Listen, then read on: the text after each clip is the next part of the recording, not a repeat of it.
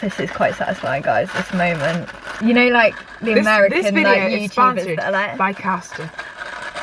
I was just saying, I really hate it when you get hot chocolate in a takeaway cup, because it's like you just get this dead amount of like, you know, normally you'd be I like, wanted a pile of it's like mountains of like all the marshmallows and the chocolate. I got vanilla latte. I just like to make a statement before everyone who's a coffee lover comes for me. I don't love the taste of coffee. Cool. Hence the vanilla. There was one time where I went to faculty. I was with my parents and I was like, Dad was like, what do you want? I was like, I would love a vanilla latte, but this is like strong coffee, so I'm only gonna like it if there's vanilla. And like, I knew that they were gonna like probably laugh in his face. And I was like, oh Dad, do you mind going and like ordering it? Like, you sent him out. Sent him out, and they were fed to the wolves. They were literally like, looked at him like, yeah, like vanilla. You want vanilla in a coffee? So I like the effects of coffee. No caffeine. We thought today we would film a Q&A, but with questions from a year ago that we never answered. Basically, we wanted to have a chat. Yeah. And we were like, we've got some questions that you guys asked us like a while ago. To be honest, it was when we went on holiday, we did a whole holiday Q&A. Then like loads of the footage didn't work. So probably yeah, we can never upload it. I looked very sunburnt in the video. Yeah, Soph just back not wearing sun cream like on your chest. No, I did wear it. I did. Not always though. Again, that's why you not burn. Consistently. Didn't the whole thing peel off? Yeah. You know, at the time when you're like, oh, I look tanned. No, I look burnt. Like, do you know what I mean? When you're like, oh, sun-kissed, like... Oh, I've just got a bit of colour. No, I just look burnt. So we've got a couple of questions. Okay, have you ever met anyone famous? Yeah. Who? Ashley Banjo. When I was in my teenage years, I was just obsessed with diversity. I've been to see them 5 times. I've met every single member. I've got a picture of every single one of them. Oh, right, okay, which one? Perry, Ashley, who's your favourite? Jordan. As in, who's my favourite member? Yeah. Oh, Perry. No, overall, Ashley Banjo. He's an inspiration. So what do you like about Ashley then? What's not to like? I'd say Ashley Banjo's falling into the category of a national treasure. A national treasure? Yeah. That's like David Beckham. And I said he's on the way. No, he's got an MBE. He's got an MBE. Thank you. Right, guys. Leave a comment below if you think Ashley Banjo is a national treasure. He speaks on topical issues like race. He did the whole Black Lives Matter thing. He did an amazing performance at the Diamond Jubilee. The average British citizen, is Ashley Banjo coming to mind? No. But I think like when he's 60, it'll be like, wow, look at how Ashley Banjo served our nation. Anyone else? Alfie Deyes. We met Alfie Deyes, guys. I grew up watching Ashley Deyes. Alfie Deyes. See, he's just on the mind. I grew up watching Alfie Deyes to the point that, yeah, like, even when was it? 5 years ago? Yeah. We went to Brighton. I was literally walking around going, imagine if we bumped into Alfie and Zoella and their pug Nala. And there he was. And there he was, literally right next to me in a tiny little juice shop. And the thing is that it was got legit a photo like of him at probably the age of 18. I'm not gonna lie, guys, I was shaking. Like I had a full-on adrenaline rush, like way more than when I met Taylor Lautner. Yeah, because you've been tracking life of him. Yeah, like for years. I couldn't believe this guy that I'd been watching on a screen was like in front of me. Got Ashley Banjo, Alfie Deyes, Taylor Lautner. Let us know if you'd rank it like that. Well, one's a national treasure, so he's got to be first. Top thing that you miss about uni? The main thing I miss about uni is just like everyone's on the same page and in the same life stage. Like everyone's able to be quite spontaneous. Like and where we went to uni, everyone pretty much lived within the same 4 streets of each other. So if you were like, oh, do you want to hang? It's like, yeah, just come over. And you'd literally walk 2 minutes and you could see them. There was one time, guys, where we were like right in the middle of exams. Soph and I were in this routine of like, this is in our first year. Just you wait. And we were going to the library every morning, like, and like at this point, for some reason, despite being in this massive university, you literally had to get to the library at like 8 AM to get a seat. And she's just not there. And like what I now know about Soph is like she does love a nap. So I walked her block, found a way to get in. Like obviously you usually have to like get them to come down. Like I found a way to get in. I'm literally like knocking on the door.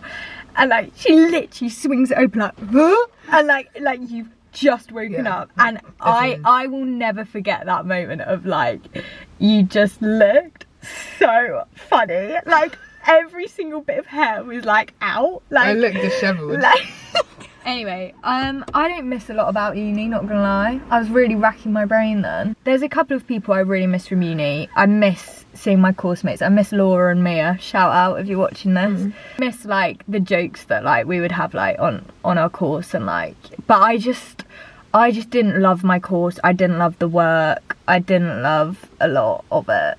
Like I loved living in Birmingham, but like I still am now, do you know what I mean? So it's not really specific to uni. First year for me is very nostalgic. Like I miss that. I miss the first year summer that me and Soph just literally had the best time. Okay, top 5 wardrobe staples, go.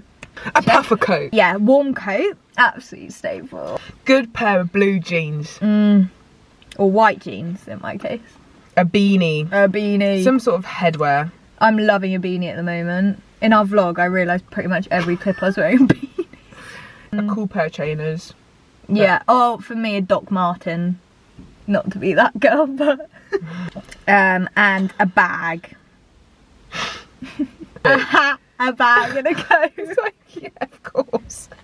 So you're going to need a coat. You're probably going to need some trousers as well. And maybe a t-shirt. It's like, yeah, because you need to wear clothes. Do you know what I mean? Me, probably a bag would be useful. Why are we so practical? Socks maybe? Me, a pair of socks A pair of socks. essential.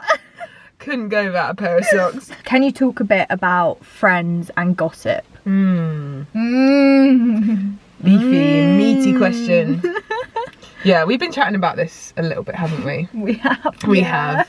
I think one thing I'd say is, in the moment, if you are sharing, gossiping, like, you know, talking unkindly about someone that's annoying you, it can feel really good to like get it off your chest in the moment. But as soon as you finish doing that, you don't feel good. No, you just you're not feel left like feeling. Yeah, you just feel like you've just torn someone down. Like, okay, yeah, great. And I think it's interesting because we were saying often you notice in those scenarios, if two people feel the same way, like it's this weird thing of you almost like, you know, feel like you're like connecting over the fact that you both think the same thing about someone else or don't like someone else. And like I think it's just another way that like we as like people just look for like connection and relating to each other. But it's like, don't connect and relate over that. Like talk about like good things and like life-giving things with your friends. But what about in the question where they're talking about like maybe they're not the ones involved in the conversation that's gossipy or negative, but they're in, you know, we've all been there in situations where you're in a group, maybe someone starts a conversation and then you're like, oh, I feel like we shouldn't be speaking about this person in that way. I would say, one, don't join in. Like there's just so much like simplicity and like just don't join in. Like don't comment, don't say anything either way. Like that's better than joining in. So one, just don't say anything. Two, if you do feel like there is space, you know, they're your close friends to like just challenge. Either, and you don't even necessarily have to challenge through explicitly going, why are you talking about that person like that? You can just throw in a comment that's like speaks well of that person. Almost like advocate for that person in that moment. Or if you're close enough, just literally call it out. Like I think even like with the Soph and I at this point, we're like, okay, like get that you feel like that, but what's productive here? What's the outcome of this situation? Like, do you need to go talk to them? Like, you know, just be like, okay, you've like vented enough now, like let's move on, kind of thing. But yeah, we just got to speak well of people, do you know what I mean? You're bringing an energy tablet. What? It's like the energy of, you know, those vitamins that are like sweets. There's one day where I was like eating like 4. So I eat one a day and I can so imagine you doing that. Like watching a film, like just got hungry, and I was like, got nothing else in the fridge. Scanning my room, like, oh, I'm so hungry, and I was like, could just eat a gummy bear. Someone's asked advice on how to get over a breakup when you're still in the same friend group.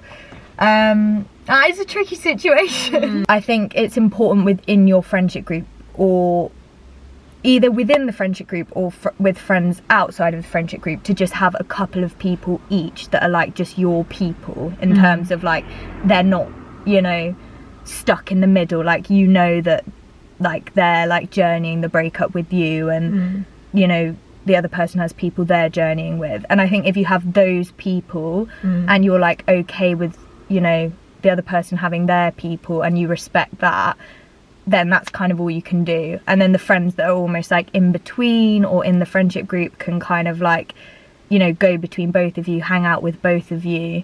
So I'd say that just make sure that you have like friends, and I think that's just like with any breakup, like just have the friends and the people that you know I'm journeying this with, and then just be open to like the other friends kind of dabbling around, and like over time it will just get easier, won't it, and things will change. What advice do you have for people struggling to know what they want to do post uni degree? I'd say no one knows. No, I'd say a small majority of people do know, but you know, for people like us who do geography and sports science, the world's your oyster. You can do whatever the world is your oyster.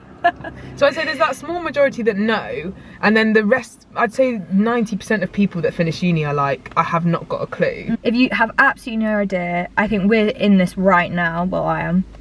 Start to just take note of little things that you feel passionate about or that bring you joy. So for me at uni, I was studying geography, being like, why am I studying geography? And I got involved with like something where I ended up doing some social media stuff, and I realised, oh, I actually really enjoy doing this.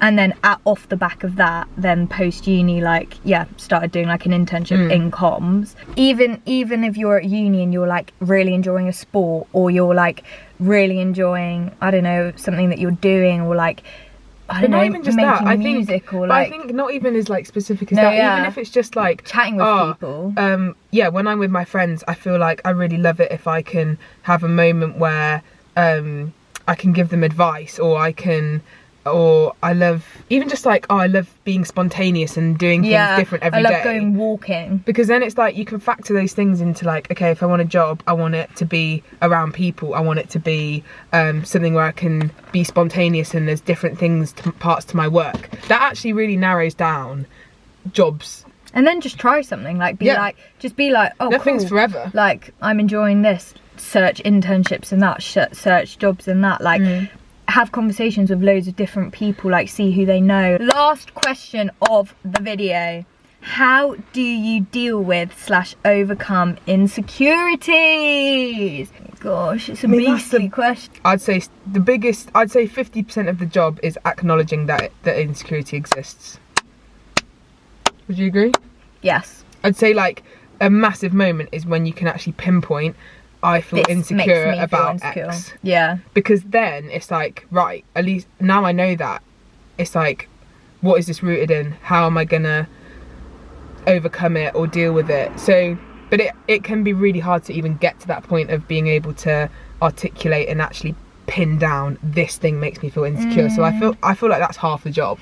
Yeah, and to do that, it's like noticing, where does someone say something and you feel like, and it evokes like a panic, or like stress, or like anger, or like all of those different kind of emotions. Like, notice when you feel like that. For me, it took ages for me to even get to a point where I was able to even, I guess, have that self-awareness, and I guess a lot of it is just being able to take note of your own, like, rather than avoiding. Because again, like, we've spoken about this, we did a post about it, about like time and things like that, and how we're using our time. I think so much of like, when you're busy and when your week is so full, there's not even a moment where you can catch up with your own thoughts. So I think massively it's like having those moments of, oh, I'm just sat alone with my own thoughts. Even if it's just stuff like when you're on the bus, rather than like scrolling on Instagram, like just sit. When you give space for your own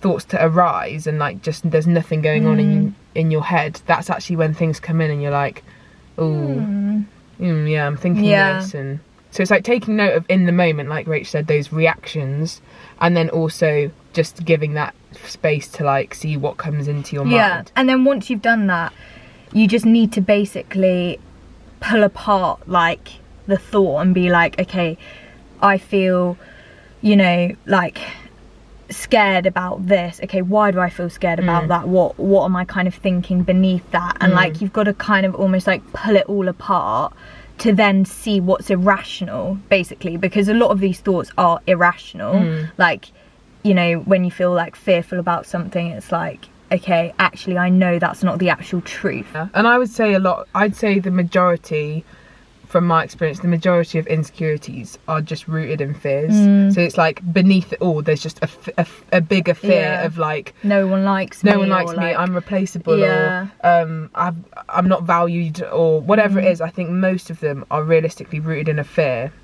So then I think it's, you know, what are you then doing to kind of break down that fear? It's like, is it counselling? Is it, you know, I'd say as well, massively of insecurities, like bring other people into it. Like don't try and process it and do it all on your own, because sometimes you need that external voice that speaks in and kind of brings in the truth and the reality of what's going on, but also just like have someone who can check in and be like, oh, how are you doing with this, and where are you at with it, so you're not in it on your own, I think. And also for us, like the biggest way we deal with insecurity is through praying about it and taking it to God, and like that, for I think both of us, is where we find like ultimate freedom and, you know, are reminded of the truth of like what we believe. So like for me that has been like the biggest kind of thing. Okay guys, wrapped up there on a bit of a deep one. It shouldn't be long before we do another Q&A with actual updated questions rather than questions from 1 year ago. But we thought we'd just honour those questions, and we thought it'd be quite funny to just kind of go back and have a look at what we tried to answer and then never actually put out. Got some fun stuff coming, so keep an eye out for our content. Eyes peeled. And we'll see you soon. Bye guys.